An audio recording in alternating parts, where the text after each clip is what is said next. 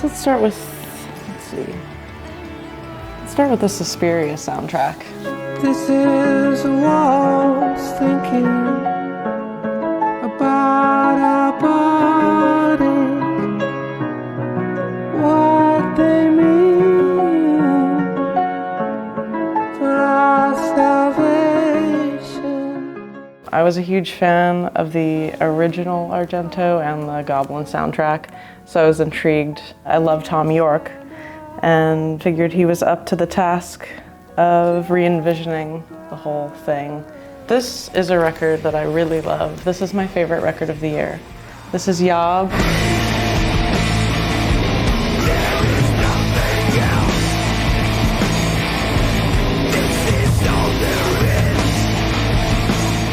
So this was filed under metal. It's kind of a sludgier, doomier metal, but it's uplifting. I don't know if that would accurately describe it. Oh, they're calling it the best doom band in the world today.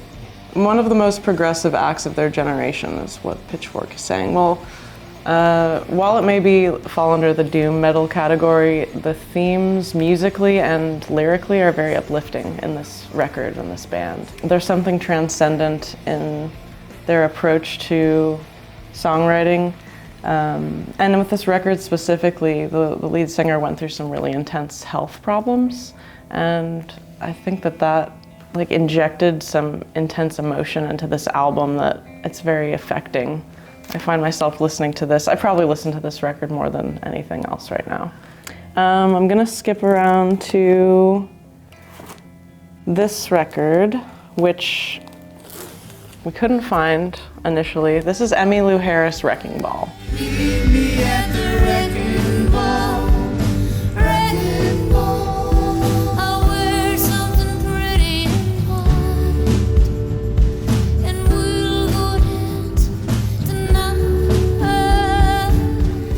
This to me is a must-have album. It's classic, it's beautiful. Daniel Lanois worked on this record with Emmylou Harris, and it just marries these genres in a way that's timeless and creates a very unique world.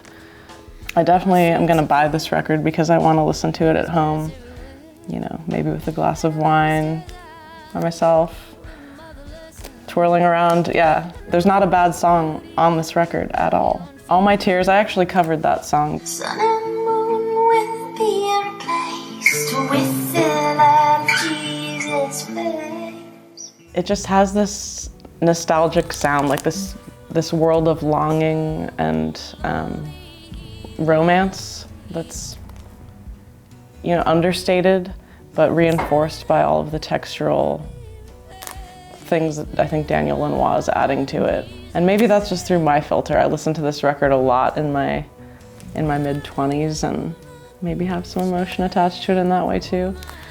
But yeah, beautiful Emmylou Harris, Wrecking Ball, my favorite one of hers.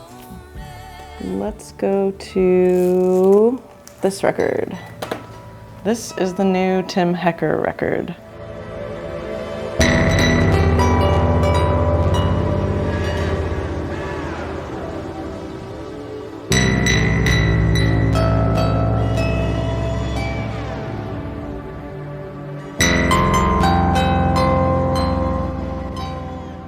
I listened to the single when it came out a few months ago, and then I've just recently been listening to the whole thing.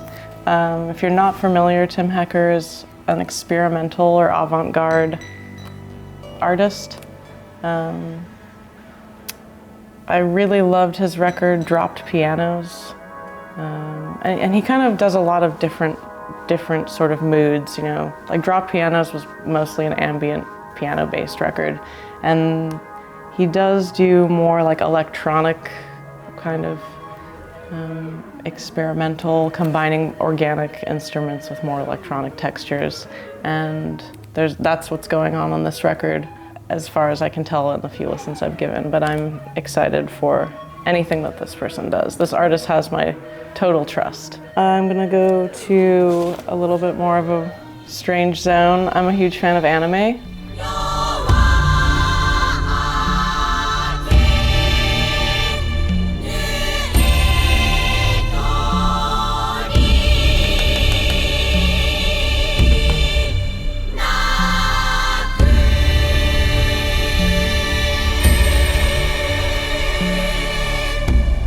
One composer did the whole thing. His name is Kenji Kawai.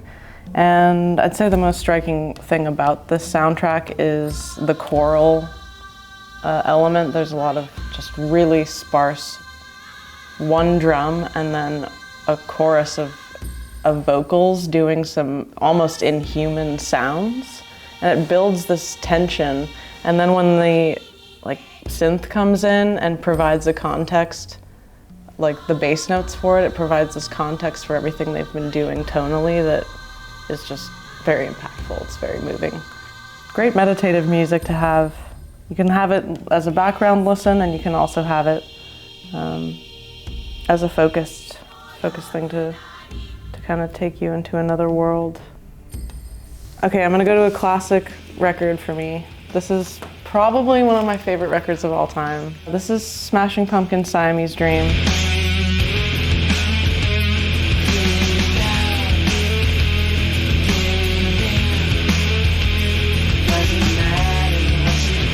The guitar playing on this record for me is crucial, most important. Guitar solo in Soma I could listen to over and over again.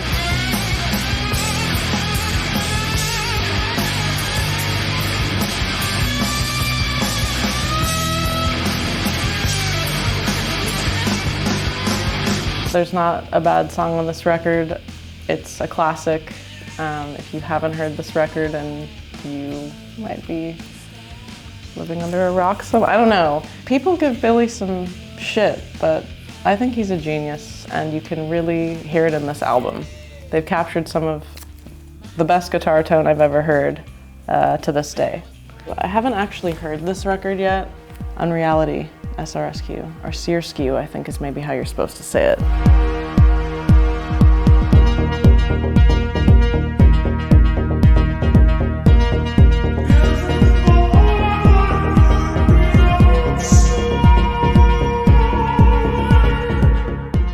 Yeah, this is Kennedy. She was in a band called Them Are Us Too. It was a duo, and Cash, the other half, perished in the ghost ship fire. In Oakland, California, a warehouse party that turned into a deadly inferno. Witnesses say it went up like a tinderbox, burning in mere seconds. They did one record, incredibly moving, beautiful.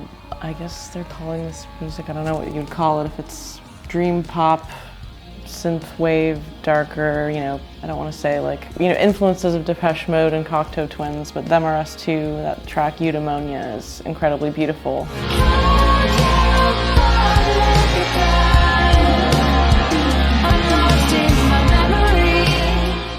Her voice is special, everything about this human being. So I'm very looking forward to hearing this album, because this is her first solo record, and it just came out. So I grabbed this, the Gamelan of the Walking Warriors.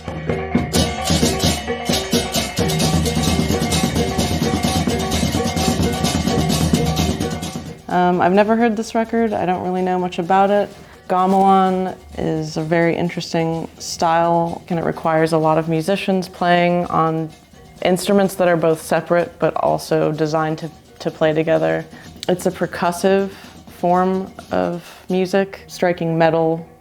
Yeah, so it's probably pretty intense, and it's gonna be a nice surprise. This also looks sort of grim. I think there might be some hint to funerary ritual in Bali, so we'll see. Have you heard this record? All right, so the backstory for me with this record is I first heard it when I got to Louisville, Kentucky last year. Someone was playing it, and it immediately grabs you. It's kind of an obscure album. This guy just made one record. If I could see, baby, what you see, then I would know, baby, what you know. I would describe it as a folk album. It's a folk record. It's mostly just guitar and very interesting vocal melodies. And there's a quality to the recording of this album and to the vocal tone. It almost sounds like the recording is slowed down a bit. So it gives his voice this There's just something odd about it, and in a good way. Not to mention the songs are very moving and beautiful and easy to listen to. This would be like a smoke weed and hang out naked with your lover on a Sunday album. It is so nice to get stoned and take a load off of my weary mind. Feel good about that. Thank you so much for talking with us today. Thank you for having me. I'm so excited to be here. Was right that we'd meet each other in each other's eyes. Was right that we did see each other in our shadow side. Amoeba.